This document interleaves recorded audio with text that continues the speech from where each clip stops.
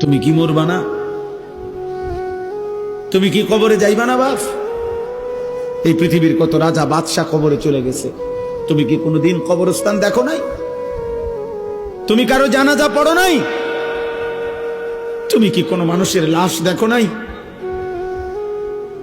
আমি 5 দিন আগে আমার জ্যাঠার সাথে কথা বলে আসছি, বাড়িতে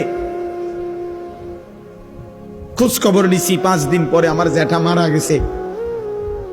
আমি জ্যাঠার দিকে তাকাইয়া বাড়িতে গিয়া দেখছি আমার এই সেই মানুষটা যার সাথে আমি কথা বলছি, উনি নাই, চুপ হয়ে গেছে, হাত নড়ে না, পাও নড়ে না।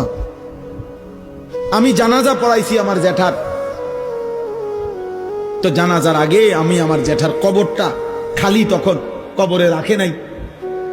আমি কবরের দিকে তাকাইয়া অনেকক্ষণ 8-10 মিনিট হইব, আমার বাবার কবরের পাশে আমার জ্যাঠার কবর। আমার আব্বা আগে ইন্তেকাল করছে। আমার জ্যাঠার কবরের দিকে তাকাইয়া অনেকক্ষণ খালি কবরের দিকে তাকাইয়া ছিলাম।